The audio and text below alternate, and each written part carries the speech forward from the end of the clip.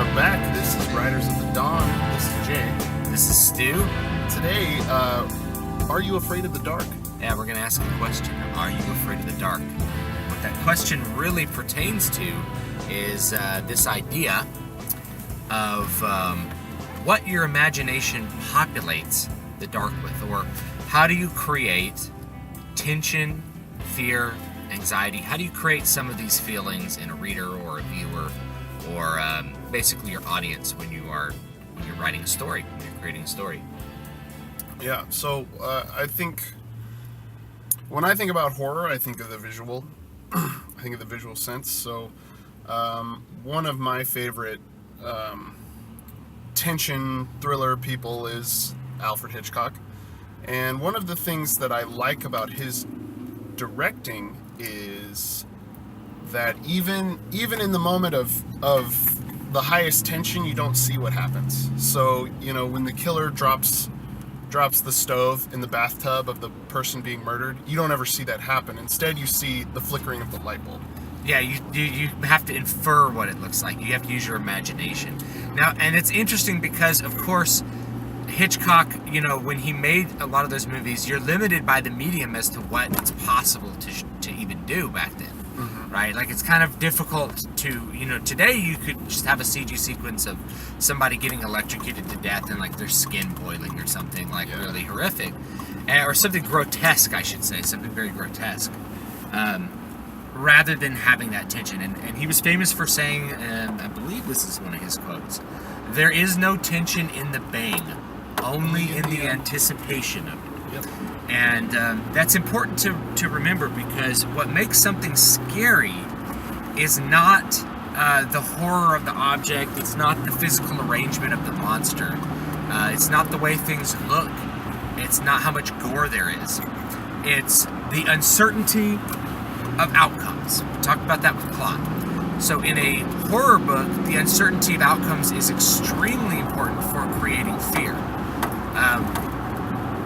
In fact, that's the whole thing. The uncertainty is not uncertainty of outcomes, but uncertainty of life, really, of survival.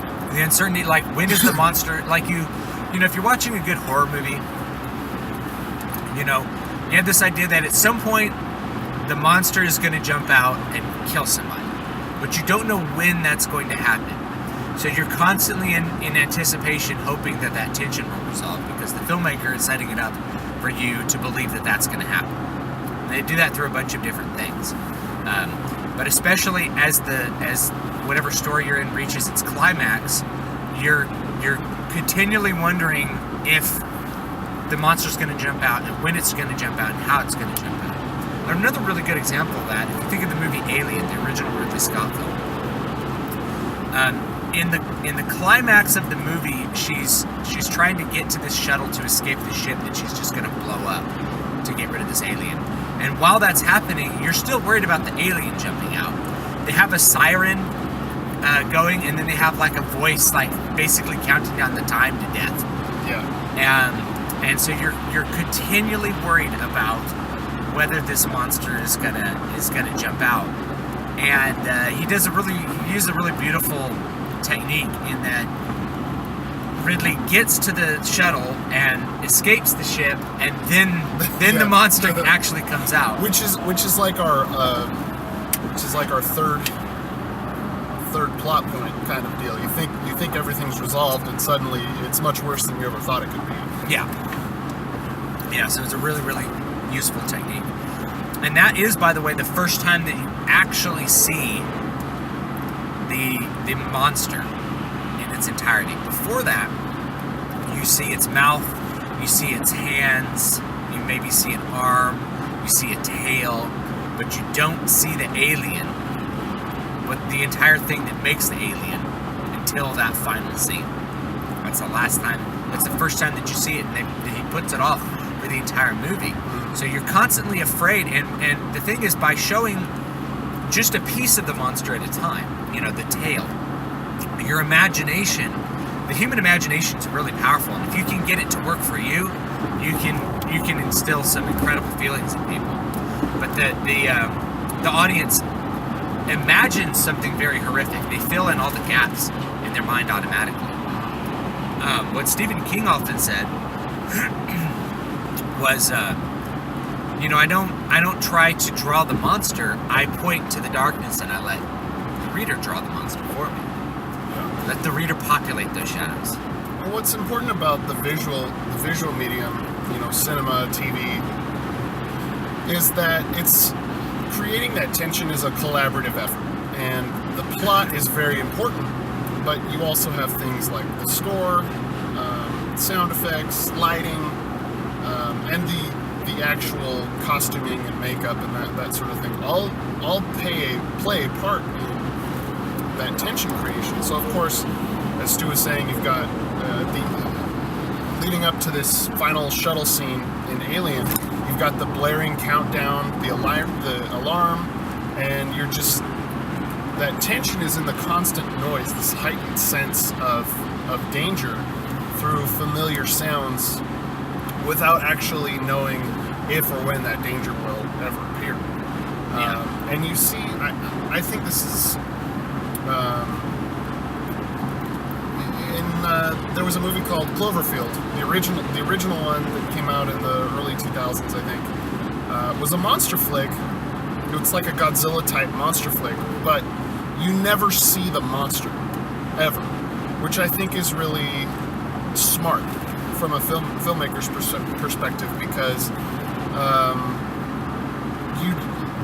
in seeing it, it's put into a box.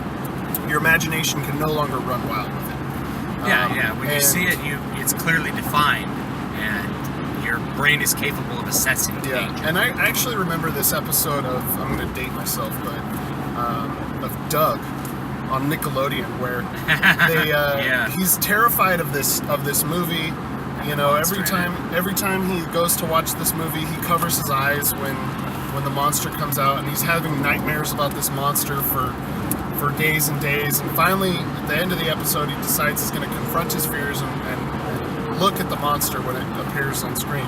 And when he does, he sees it's got a zipper, and it's like it's totally, a terrible scene. Yeah, it totally smashes the illusion that he had created for himself, which is perfect for horror. That's what you want. That's, if you can make people have nightmares when they leave your story, it's because you have uncaged their imagination. Yeah, you've uncaged their primal fear.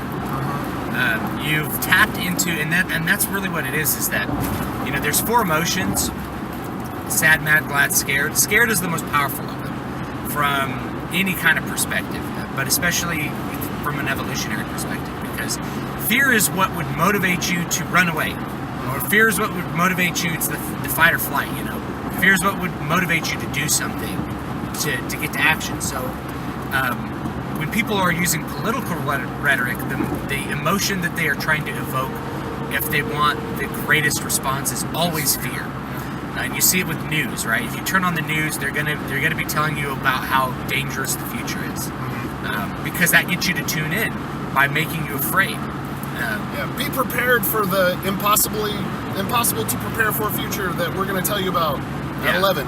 Yeah, the constant state of fear that modern people are in is in many ways artificial, but it's a really powerful emotion. If you imagine your ancestors were sitting down at the watering hole and they were filling their jug with water, and they thought they saw a tiger, and they had an explosion of fear, that would convince them to get up and run away, right? And it's evolutionarily beneficial, even if that tiger doesn't exist. If the tiger doesn't exist, you're still alive. If the tiger did exist and you weren't afraid of it, you'd be dead.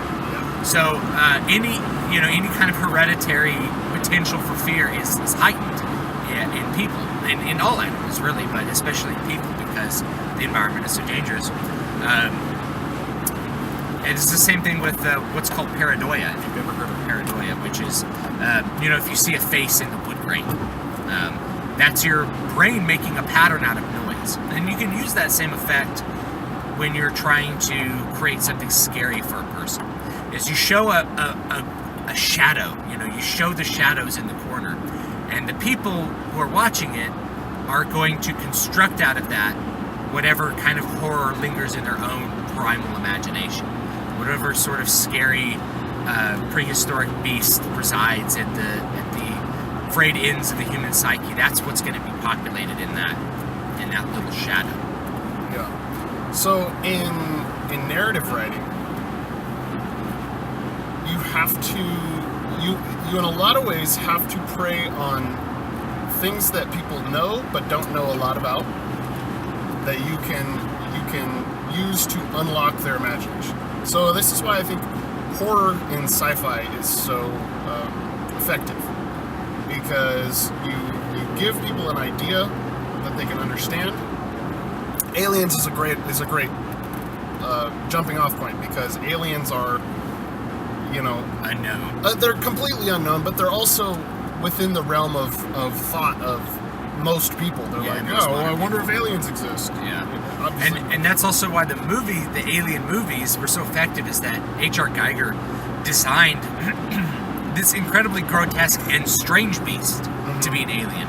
So all the parts that you see of the alien throughout the first movie and the second movie, it's so unfamiliar, it's so grotesque, it's so bizarre that you have to have a fear response to it, because it's not anything that makes enough familiar sense for you to sort of contain it within your mind and understand what the threat really is. Yeah. Another thing that can cause tension that, I think is very effective to add on to that is closed spaces, which again, sci-fi. If your paths of escape are limited, then you're heightening the tension. So this is something you see in sci-fi because you're on a spaceship. It's not like you have lots of places that you can go. In fact, you're basically stuck in a metal bubble of air flying through space. So there's a billion miles an hour. Yeah, there's nowhere you can go. This is also why in slasher flicks you inevitably have the person being chased by the killer run upstairs. Which, right. When everyone's like, "Why are you going upstairs? What are you doing?" You should go out the door.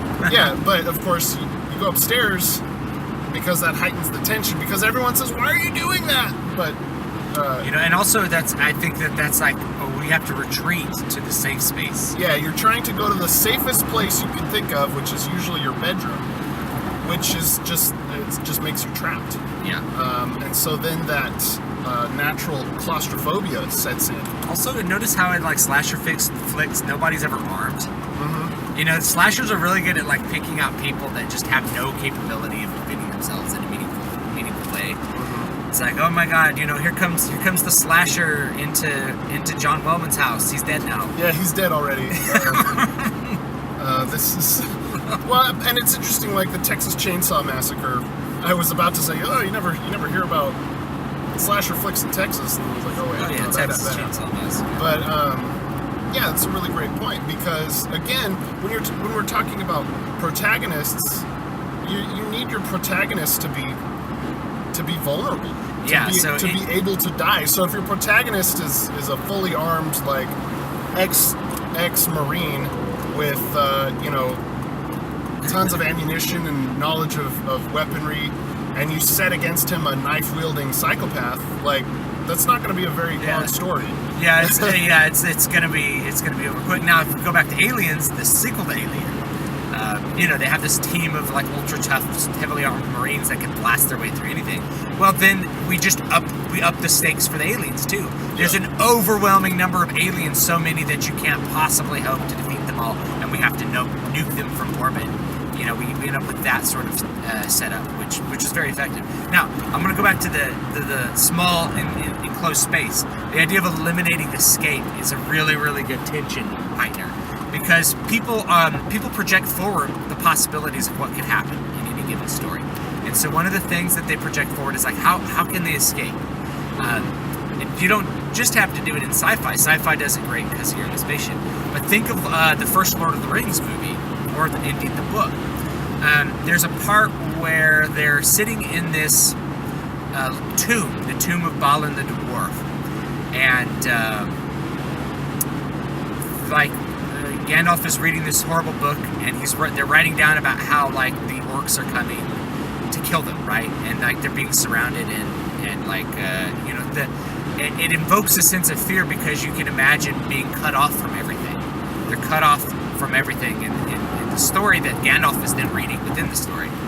Then of course Pippin sees like an arrow on a skeleton, and the skeleton falls into this infinite well, and you just hear the noise banging for like 20 seconds, of just things banging, and like the characters reacting to this insanely loud noise. And then Gandalf gets mad, and nothing happens, but then they start hearing the drums. So then you have this buildup of tension, but they're in this little room that they can't get out of. So they bar the room, and then inevitably the door breaks because there has to be some release to the tension. In come the orcs, and now you finally have that release of tension. You have the, you've had several minutes of buildup of how you're going to get out, and they have to fight their way out. And that's the end result of that little scene full of tension. Well, and of course, then they're running through this now tomb, and then of course the end of that act, I guess you would say, is the Balrog comes and Gandalf sacrifices himself.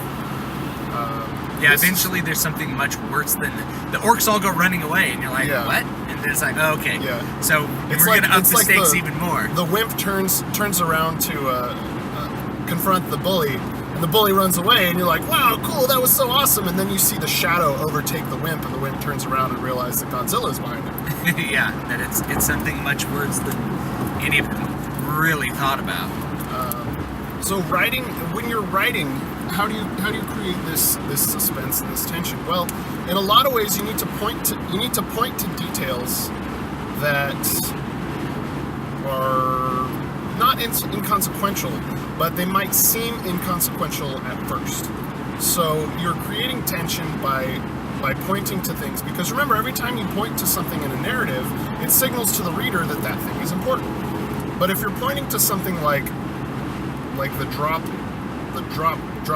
of water into a sink that a character's hearing, and he's walking around a room trying to decide what is important about the room, but you as the author keep signaling to this drop of water, and then suddenly that drop of water stops, then your character can turn around and say, what changed? And then what has changed is the dark. The darkness is what you're pointing to, because this seemingly inconsequential detail can make all the suspense in the world when it changes.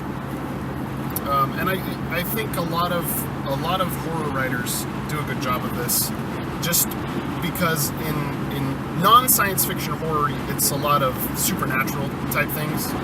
So you literally have things in the ghosts, like things in the dark, like ghosts and monsters and these sorts of things, that you would never in reality find in your home, but exist in this scary dimension that you're existing in within your story.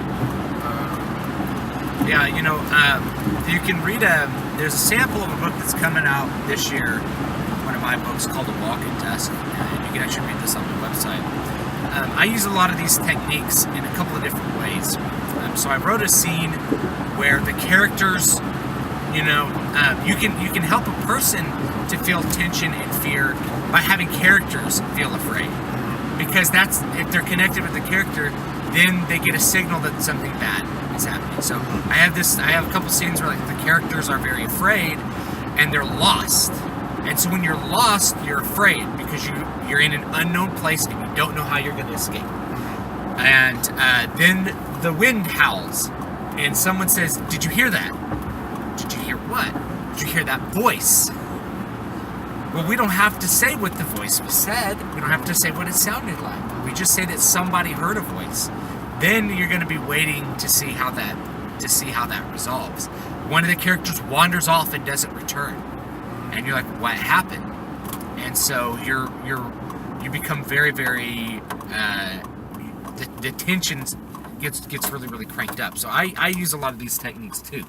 At least, that's the intended effect, is to have the tension of what happened. And then later on, you finally release that tension by letting someone know either the person is found or the person is dead. Yeah. Well, I think when I think of horror, I read a lot of Stephen King several years ago, and I think his most effective horror is actually in his short stories. Yeah, if you read there's- Night Shift. Night Shift is a great book to read for Stephen King. I'm trying to remember what 1408 was in.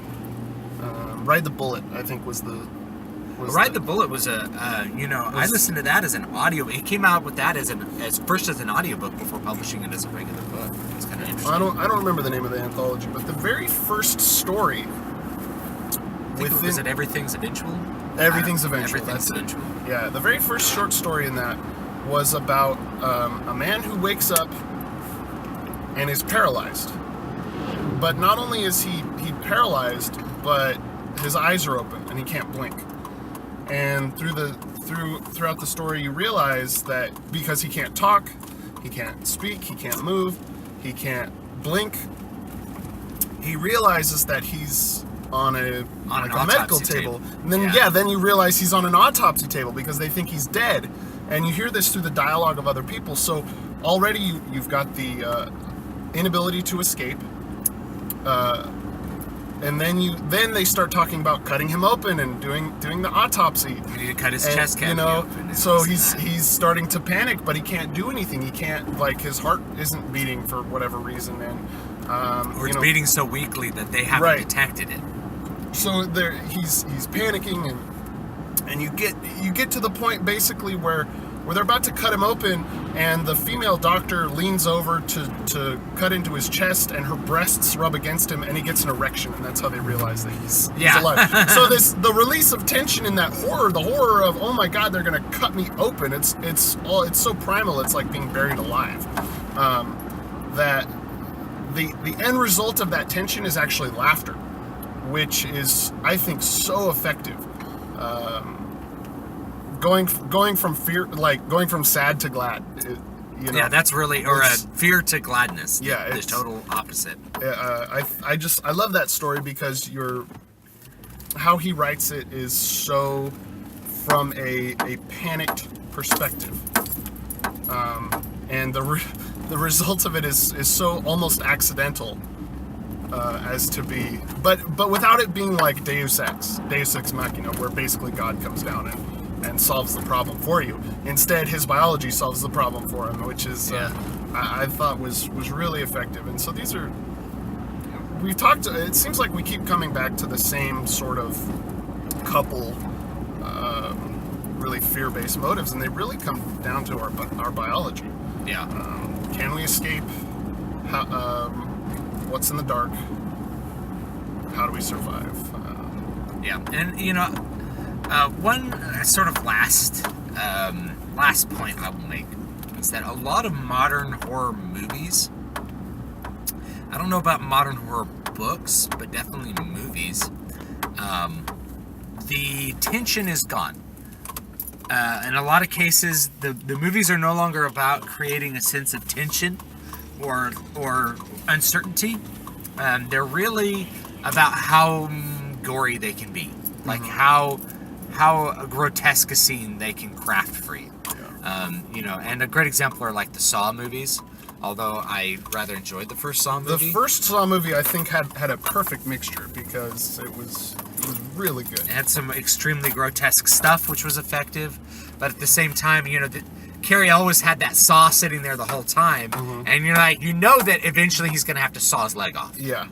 And then there's like such a heightened amount of fear from him that he has to saw his own leg off. Yeah, and whew. It's so good. I do love that first Saw movie. Yeah, but after that, I think there's plenty of horror movies that make this. They just are like, well, how gross can we make it? Like, how bloody can you make it? Yeah. It goes back from before Saw 2 to the idea of a slasher movie.